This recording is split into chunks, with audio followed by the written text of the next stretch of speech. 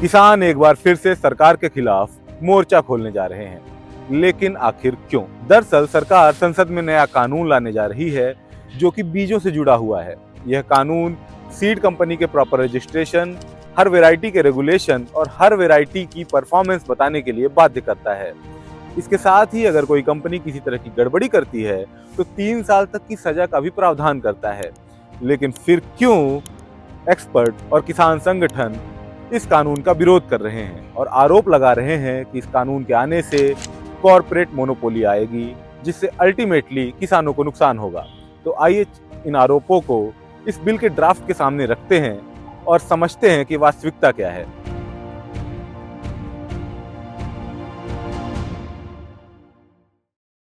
पहला आरोप है कि इस बिल के नियम इतने उलझाने वाले हैं कि इसमें सिर्फ बड़े स्तर की कंपनियां ही बच पाएंगी। एक बारगी ड्राफ्ट देखने पर ऐसा लगता भी है। इस बिल में रजिस्ट्रेशन, रेगुलेशन और भारी भरकम प्रोटोकॉल्स की बात की गई है। वहीं मल्टी स्टेट्स कंपनियों को तेज मंजूरी का रास्ता भी दिया गया है। ऐसे में जो छोटे स्तर के बीज प्रोड्यूसर्स हैं, उन्हें मुश्किलें आ सकती हैं। हालांकि इस बिल में किसानों को इससे छूट दी गई है। किसान चाहें तो वे अपने बीज संभाल के रख सकते हैं, उनका इस्तेमाल कर सकते हैं और उन्हें बांट भी सकते हैं। बस वे अपने बीजों को ब्रांड बना करके बेच नहीं सकते। अगर वे ऐसा करना चाहते हैं तो उन्हें भी वो रजिस्ट्रेशन की पूरी प्रक्रिया से गुजरना होगा। इसका एक दूसरा पक्ष यह भी है कि ये बिल बीज समितियों और बीजों से जुड़े हुए समूहों को भी कंपनी की कैटेगरी में ढकेलता है। इससे उनके लिए भी रजिस्ट्रेशन और इस पूरी प्रक्रिया को फॉलो करना जरूरी हो जाता है।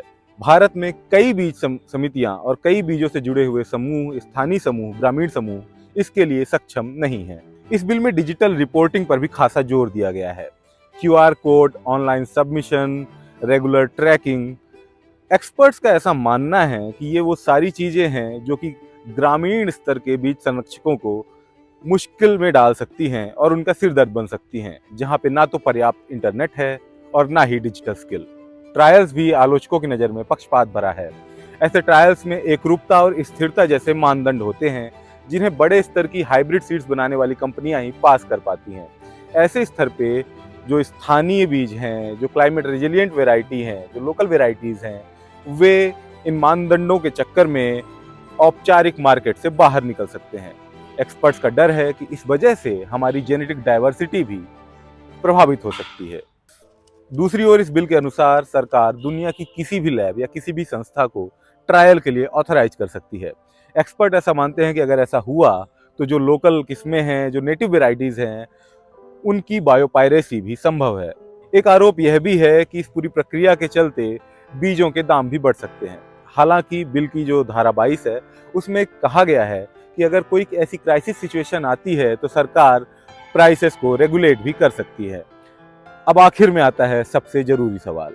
अगर किसी फॉल्टी सीड के चलते किसी किसान की फसल चौपट हो गई, उसे भारी नुकसान हुआ, तो क्या उसकी भरपाई इस बिल के मदद से आसानी से हो पाएगी?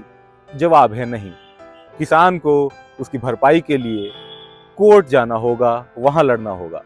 तो आखिरकार उसका रास्ता आसान नहीं है। हालांकि अभी यह बिल फाइनल नहीं हुआ है। इसे कैबिनेट की मंजूरी मिलेगी, फिर ये पार्लियामेंट में पास होगा, तब जाके इसे कानून की शक्ल मिलेगी। मतलब कि अभी लंबी प्रक्रिया और लंबा समय बाकी है। लेकिन किसान संगठन और कार्यकर्ता इसके खिलाफ अपनी कमर कस चुके हैं। पर्यावरण से जुड़ी हुई खबरों के लिए ग्राउंड रिपोर्ट को फॉलो करें।